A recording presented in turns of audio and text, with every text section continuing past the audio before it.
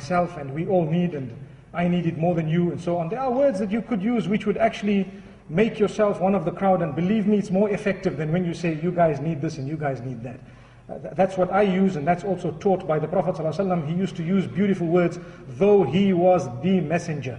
So I feel that a lot of scholars sometimes who tend to address people as, you are this and you are that, yes, it has an impact, but for me, I'm not on that level, definitely not. I would like to say, brothers, we need to improve, we need to do this, I need to do this, we all need to, and so on, and inshallah that would help.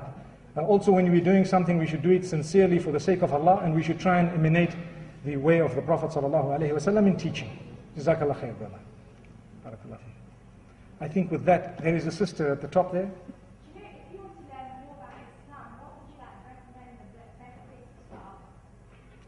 My sister, it's difficult, because there is so much that is on offer. I've come with a little booklet. I might give it to one of the brothers here, which was distributed at the World Cup in South Africa. It says Muhammad, a biography, sallallahu alaihi wasallam, and some rules of Islam and so on. It's a lovely booklet which they dished out at the World Cup in South Africa, and I think it's a beautiful book, and I think it's somewhere that a non-Muslim can actually start. I always tell people, the non-Muslims are going to grab us by our necks on the day of Qiyamah to say, I knew this sister or this brother for 20 years. Not a day did they tell me, hey, this is what I believe. This is my religion. They're going to grab, look, whether they think that in this world or not, we believe it. Because wallahi, if you are a Muslim, I went to a private school which was quite a Christian college. And to be honest with you, I studied religion. And I am convinced that if you are following proper Islam, there is no ways that anybody could even debate with you. Because, it makes you such a beautiful person, so good. And it actually leaves you worshipping in a manner that it's me, my creator. I don't involve a third party. I do it the way the Prophet taught it to me, and it's me and my creator. I render my prayer directly for him. I ask him, I raise my hands and I say, oh my maker, oh you whom I'm going to return to, grant me goodness when I return to you. What risk have you taken? It gives you such a comfort. That's Islam.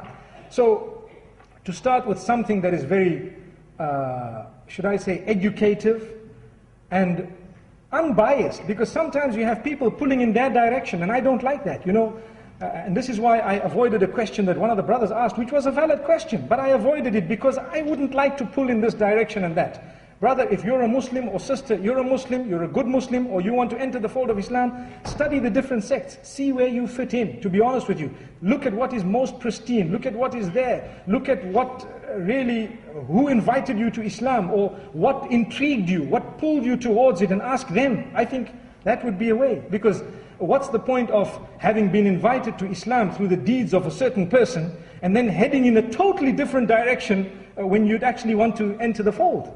I don't know, that's just common sense to me. But it's difficult to answer the question, because someone who might not be following a specific sect might say, no, they must be my sect. I think we need to be Muslimin to start with. We're living in a world that is so cosmopolitan, and what divides us sometimes is something beyond what is meant to be dividing us. May Allah protect us. Not to say that anything should be dividing us, but if anything, it should be a sin that should separate people, in the sense that when you are choosing your company, it shouldn't be, oh, this person's that Muslim and I'm this Muslim and this is that Muslim and so on. For as long as they are avoiding sin and they are brilliant company, sometimes even the non-Muslims, you might want to, or you might have, people who are your friends who are not Muslim because they have more sober habits than Muslims. Allah knows best. Sorry, my sister, maybe I didn't answer your question so properly, but, I really am sometimes in a quagmire when we need to talk about exactly what steps to take and so on. There are different people out there. I might be here in De Montfort today. You might not see me again, or you might see me after a long, long time. And it's no point in me saying, look, you need to keep in touch with me, because the truth is I can't. And the truth is I'm an extremely busy person, and there are ulama here. I think maybe you should make use of them. In fact, you must.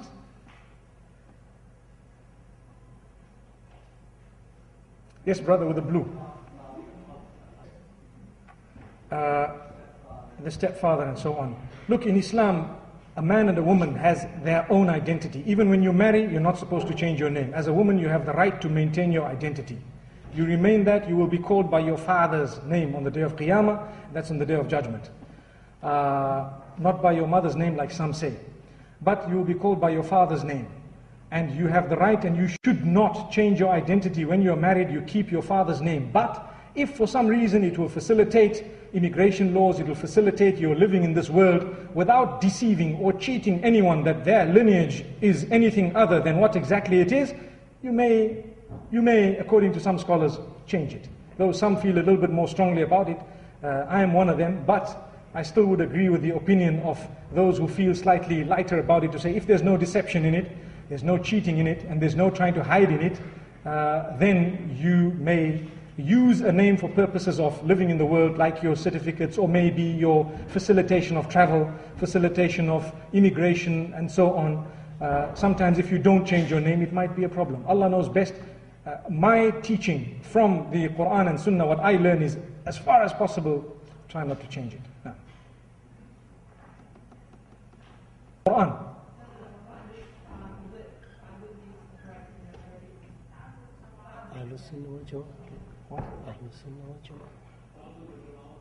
تعدد الجمعة، تعدد الجماعات، يعني ايش تقصدي انت؟ يعني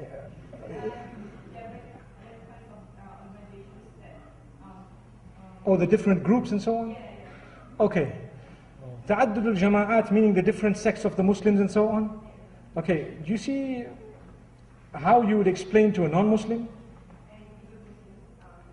You know, every religion has sects. In Christianity, Judaism, every religion, including Sunni Islam and Shia Islam and so on, as well as the other little faiths like Baha'is and the Hindus, they all have sects.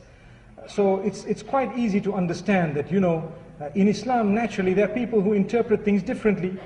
Some of these jama'at are based on, some of the different sects are based on a jurisprudence difference, which is not major. You know, if it's based on a jurisprudence difference, like whether to raise your hands in salah, whether not to raise your hands, it's minor. It's a very, very small, you know, difference. But when it comes to differences in belief, it becomes a little bit greater. And sometimes, you know, we need to learn it. We need to learn what the different people believe in order to be able to explain it to someone else. Because if we don't, we won't be able to. I can tell you this person is this, that person is that, this person is this and that, and I don't even want to use those words, but if I say all that, it's difficult to explain to a Muslim who doesn't even know. And if we don't know, it will remain a name. And in the short time that I have, I won't be able to explain to you the variety of sects. But you can explain or say that, look, there are different sects, and what we need to do is be as close as possible to what Allah's teachings are and what the hadith or the sunnah of the Prophet ﷺ has come with. And if there are jurisprudence differences, it's not very big. It's a minor issue. When it comes to a difference in belief, it becomes a bit bigger. And that's where we need to see where we fit in by finding that which is as pristine as possible. Allah knows best. I think with that we come to an end. The food is definitely getting cold. The young boy who is there, I will answer your question personally when you come down here just now. Or I can even come up to you, don't worry, inshallah. Just a few moments, inshallah. Barakallah feek, Jazāk Allāhu Khayran, wassalamu alaikum wa rahmatullah. Please remain seated, inshallah. Please remain seated.